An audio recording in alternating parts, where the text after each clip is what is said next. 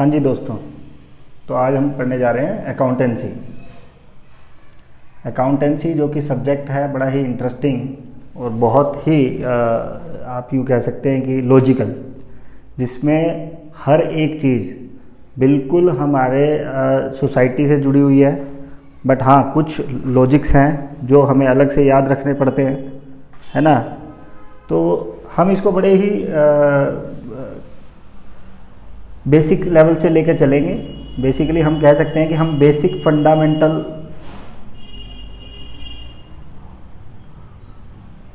Of accounting, fundamentals of accounting हम आज यहाँ पढ़ने जा रहे हैं।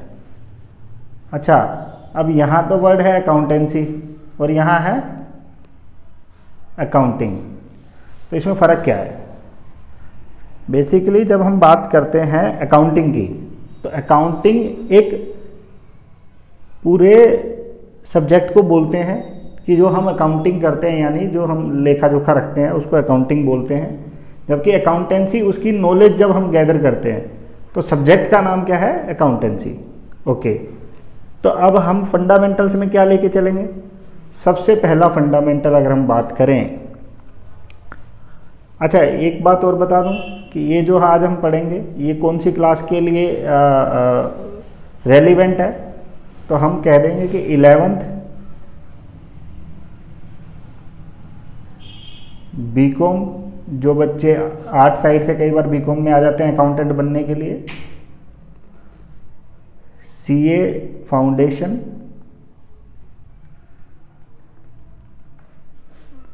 सीएस या सीएमए फाउंडेशन।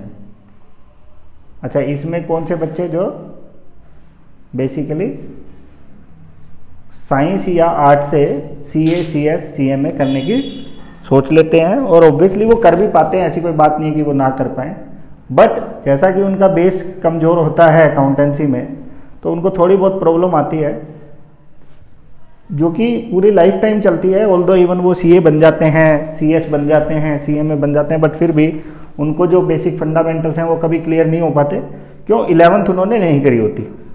तो हम कह सकते हैं कि 11th एक पूरी तरह बेस है अकाउंटिंग का, ये हमारे इस सब्जेक्ट का, और जो यहाँ पढ़ लेंगे वो पूरी अकाउंटेंसी सब्जेक्ट में हर लेवल तक, इवन सीए बनने के बाद तक भी यूजेबल होता है। लाइक हमारे 2-3 दोस्त हैं जिन्होंने सीए तो कर लिया, बट वो आज भी कहीं ना कहीं अटक सकते हैं। क्यों? क्योंकि उनको बेसिक फंडामेंटल्स जो कि आज हम पढ़ेंगे वो नहीं पता। तो अब उसको हम बिल्कुल इनिशियल लेवल से स्टार्ट कर रहे हैं। जैसे कि जो हमारी 11th क्लास, अगर जब भी कोई फंडामेंटल ऑफ अकाउंटिंग पढ़ने की सोचता है तो वो सबसे पहले 11th क्लास की बुक्स रेफ़र करता है। तो 11th क्लास जो है, 11th क्लास की जो बुक है उसका अगर हम बात करें तो उसका जो कवर पेज है, मेनली ज़्यादातर बच्चे टीएस ग्रेवाल की ही बुक देखते हैं, तो उसका जो कवर पेज है उस पर लिखा हुआ है डबल एंट्री बुक कीपिंग।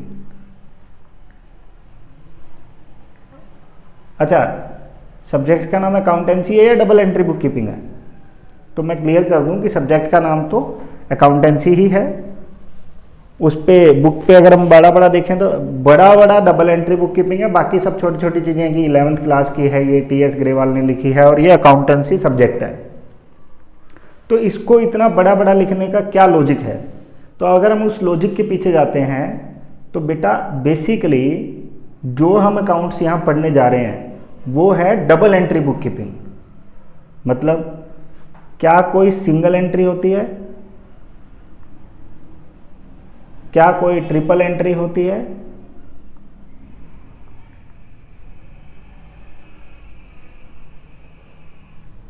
और 4 टाइम्स को बोलते हैं क्वाड्रेटिक एंट्री होती है क्या कोई वहाँ?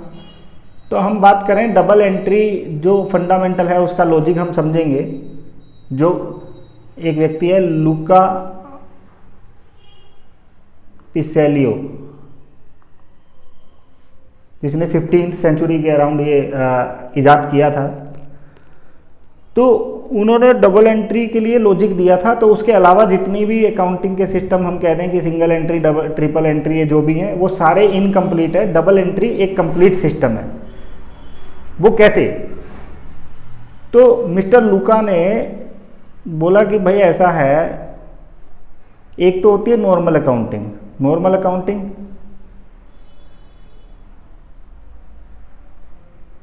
अकाउंटिंग जैसे कि मैं बोल रहा हूं, एक तो जो हम पढ़ेंगे वो डबल एंट्री, और दूसरी क्या? दूसरी इन सिंपल बोलते हैं सिंगल एंट्री, बट वो triple entry, single entry, quadratic entry, जो मर्जी बोलना चाहे हम बोल रहे हैं, बट वो इनकम्प्लीट है, इनकम्प्लीट सिस्टम। इसको मैं प्रूव करूंगा, इनकम्प्लीट सिस्टम। कि मैं ऐसा नहीं बोल रहा कि इनकम्प्लीट सिस्टम मैंने अपनी तरफ से नाम दे दिया। 11th क्लास की बुक में ही लिखा हुआ है स्पेसिफिकली कि ये इनकम्प्लीट सिस्टम है। इस चीज़ को हम दिखा देंगे 11th क्लास की बुक जब रेफर करेंगे तो, है ना। तो वो इनकम्प्लीट सिस्टम है, और जो हमारा है डबल एंट्री, ये एक कंप्लीट वेरीफाइड सिस्टम है। हालांकि इसमें भी कुछ लोग गलती कर देते हैं, वो गलती फिर बहुत ही एबनॉर्मल होती है, but prima facie double entry book keeping जो है एक परफेक्ट सिस्टम है अकाउंटिंग का, और जो कि हमारी लाइफ टाइम जब तक हम अकाउंटिंग पढ़ते हैं तब तक चलता है। मिस्टर लूका ने जो सिस्टम बनाया उसमें यूं बोल दिया कि हम इसको डबल एंट्री इस तरीके से बोलते हैं कि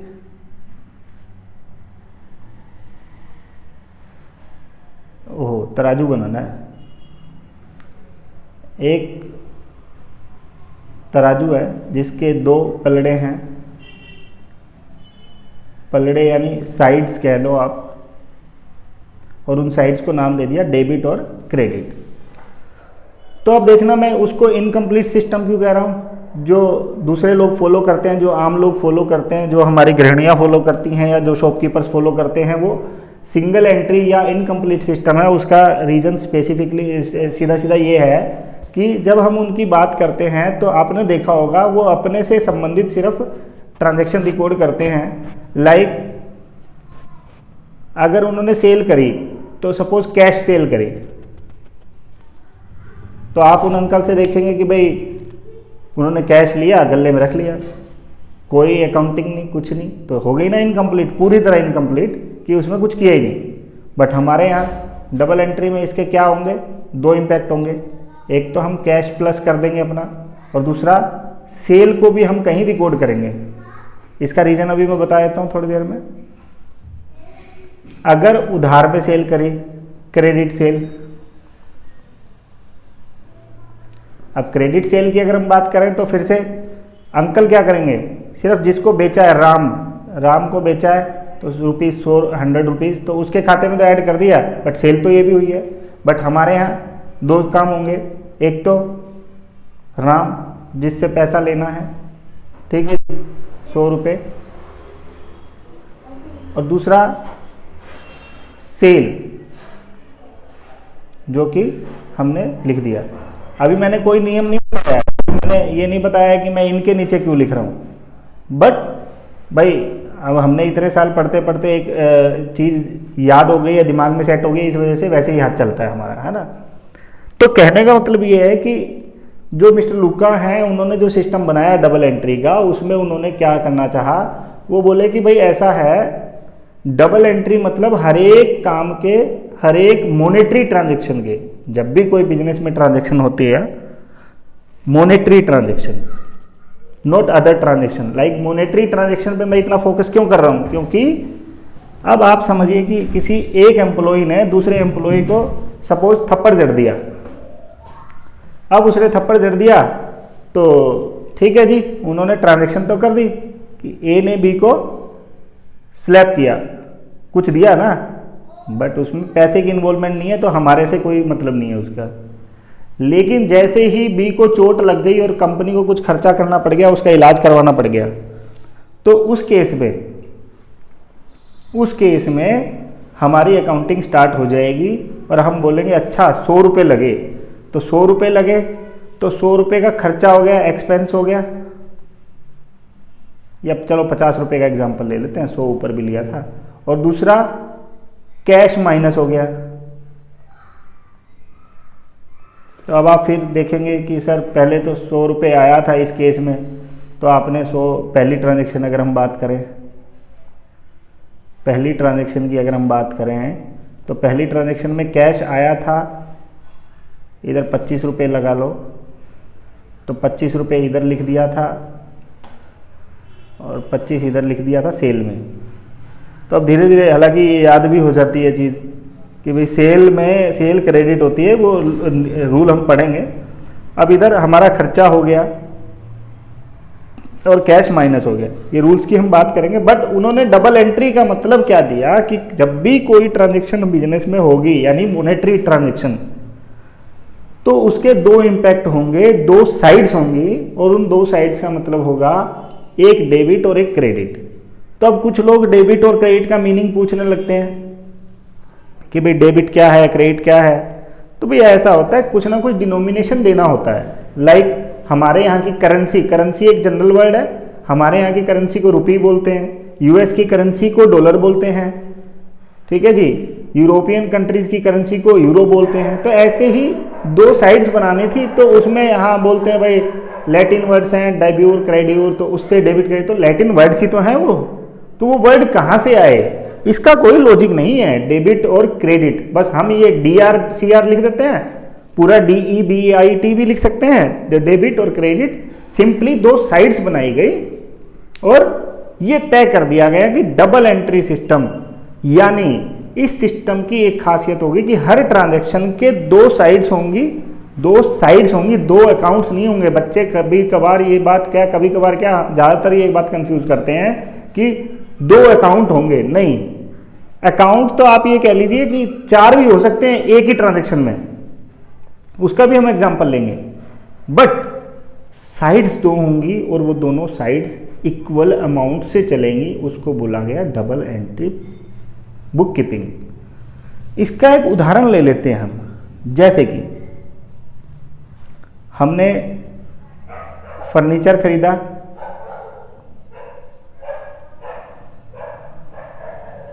₹10,000 का, कैश पे कर दिया 2,000, 8,000 अभी भी हमने देना है। तो अगला हमारा चर्चा का जो विषय होगा वो यही होगा कि भाई ये कुछ टर्म्स हैं अकाउंट्स में जो हमने पता लगानी है कि भाई हर प्रोफेशन की, हर सब्जेक्ट की कुछ टेक्निकल टर्म्स होती हैं। तो ऐसे अकाउंट्स में कुछ टर्म्स हैं जिनको हम देखेंगे कि भाई क्या टर्म्स हैं। यानी कि टर्म्स मेरा मतलब है फर्नीचर फर्नीचर ही है, कैश कैश ही है। बट जब हमने पैसा देना है, तो किसी को पैसा देना है तो उसको हम वैसे तो जनरल सेंस में वेंडर बोलते हैं। वेंडर्स को कलेक्टिवली, वेंडर तो कैश में भी सप्लाई कर सकता है ना, बट जिसको पैसा देना होता है उसको हम क्रेडिटर बोलते हैं। तो अब बोलो डबल एंट्री बुक कीपिंग क्या बोलेगी। अच्छा, एक सिंगल एंट्री वाला एक दुकानदार भाई क्या करेगा, वो कहेगा अच्छा 2,000 रुपये गए हैं, बस उसको ये याद है। फर्नीचर को वो कहीं नहीं लिखेगा, वो किसी भी चीज़ को कहीं नहीं लिखेगा इस ट्रांजेक्शन में। ओहो नहीं, क्रेडिटर की लिख देगा। मान लो ए लिमिटेड से उसने बोलेगा 8,000 रुपये मैंने देने हैं, मतलब वो भी मुझे भी ओहो करके याद आया है ना। तो इसलिए उसका कोई पुख्ता तरीका है ही नहीं। जबकि अगर हम अपनी बात करें तो अब अपनी देखो, हम सुनहरे पेन से लिखेंगे कि एक साइड है डेबिट और एक साइड है क्रेडिट, ठीक है जी। तो हम अपनी अकाउंटिंग में क्या करेंगे, हम करेंगे, हाँ जी, फर्नीचर को ऐड 10,000 रुपये से, कैश को लेस। अरे सर ये क्या कर दिया, कैश तो लेस करते हो तो इधर लिखते हो कैश को लेस 2,000 से, मतलब लेस मतलब क्रेडिट ऑटोमेटिक है। और दूसरा वेंडर क्रेडिटर को 8,000 से। तो हम हर लेवल पे ये प्रूव करते रहते हैं कि हमारी अकाउंटिंग जो है सही चल रही है। यानी जो सॉफ्टवेयर हैं, लाइक टैली एक अकाउंटिंग का सॉफ्टवेयर है, वो तो ये पूरी तरह इंश्योर करता है कि एंट्री होगी ही नहीं अगर ये डेबिट और क्रेडिट दोनों सेम नहीं चलेंगे तो। और सेम है यानी ठीक है सब कुछ। अब ज़्यादा जो जो भाई ठीक है, सेम होने पे भी गलती हो सकती है, वो एक एबनॉर्मेलिटी है, वो बिल्कुल एबनॉर्मेलिटी है, लेकिन फंडामेंटल ये बोलता है डबल एंट्री का यानी सब सही चल रहा है, एटलीस्ट ये इंश्योर हो जाता है कि सारी ट्रांजैक्शन को पूरी तरह बुक कर लिया गया है। जबकि सिंगल एंट्री में क्या हो सकता है कि हो सकता है कैश को रिकॉर्ड ना करे, या हो सकता है जो बही खाता बनाते थे पहले, हो सकता है क्रेडिटर को रिकॉर्ड ना करे या फर्नीचर को ढंग से रिकॉर्ड ना करे। बट हमारे सिस्टम में एटलीस्ट ये है कि इंश्योर प्राइमा फेसी 99% हमारी बुक्स ठीक है, इस बात को ये इंश्योर करता है डबल एंट्री बुक कीपिंग। ठीक है जी। अब हो गई ये चर्चा कि इस बुक का नाम डबल एंट्री क्यों है। ठीक है जी। अब इस डबल एंट्री को और डिटेल में जाके हम एक चैप्टर कह लो या कॉन्सेप्ट, मतलब पूरा चैप्टर ही 11th क्लास में, अकाउंटिंग इक्वेशन।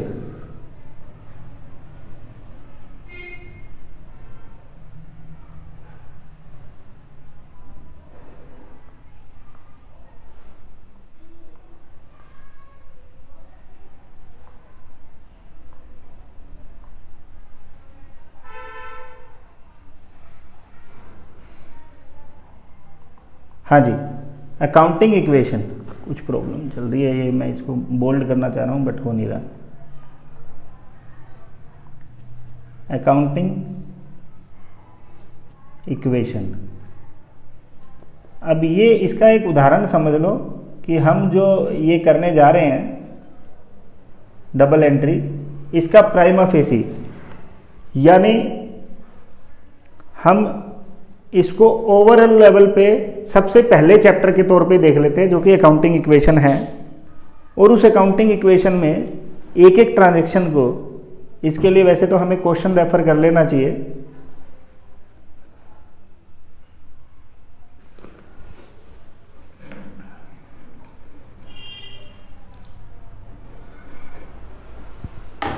एक क्वेश्चन निकाल लेते हैं हम।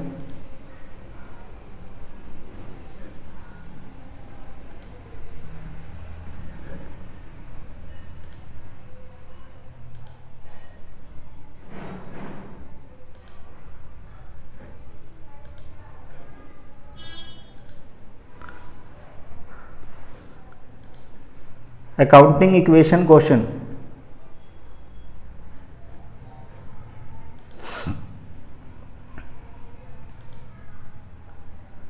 Question of accounting equation.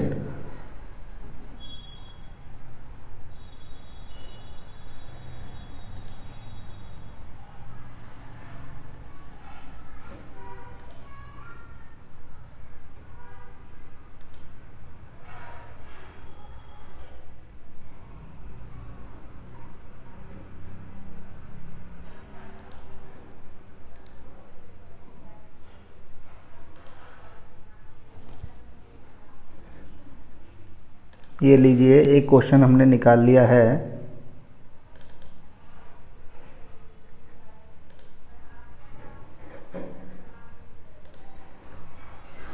हाँ जी, अब इस क्वेश्चन की हेल्प से हम अच्छे से समझ पाएंगे कि देखिए, पहली ट्रांजैक्शन क्या है जी? Started business with cash. अच्छा, अब मैं आपको एक इंपॉर्टेंट बात बता दूं कि हम यहाँ पर जो सीखने जा रहे हैं वो हम बिजनेसमैन बन रहे हैं या अकाउंटेंट। तो हम हैं अकाउंटेंट की भूमिका में। ठीक है जी। तो अकाउंटेंट की भूमिका में ये बात याद रखना कि अकाउंटेंट के पॉइंट ऑफ व्यू से जब हम सोचते हैं तो उसमें जो मालिक है उसको भी हम सेपरेट एंटिटी के तौर पे ट्रीट करते हैं। लाइक मालिक को हम बोलते हैं मालिक, आपसे भी हिसाब किताब रखा जाएगा। तो यानी जो हमारी ट्रांजैक्शन है, started business with cash rupees 1,20,000, तो उस अवस्था में हम क्या कहते हैं, हम अकाउंटिंग इक्वेशन क्या बोलती है? Assets is equal to capital plus liability. अब इनके मीनिंग देख लो। असेट्स मतलब संपत्ति, something we have, whether it is a right or some kind, like we have furniture, that is our asset, we have cash, that is our asset, we have right to receive money from someone, so we'll learn, we call it debtor. जब हमें किसी से पैसा लेना होता है तो उसको हम बोलते हैं डेटर। तो ये हमारी एसेट्स है, cash, furniture, stock, debtor, bank balance,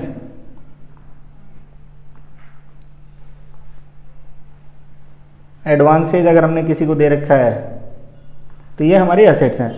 अच्छा, कैपिटल, कैपिटल का सिंपल मीनिंग है owner's fund invested in business,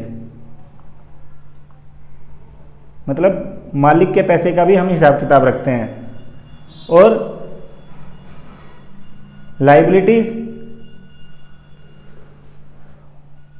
Hindi में तो उत्तरदायित्व, बड़ा ही मुश्किल है उत्तरदायित्व।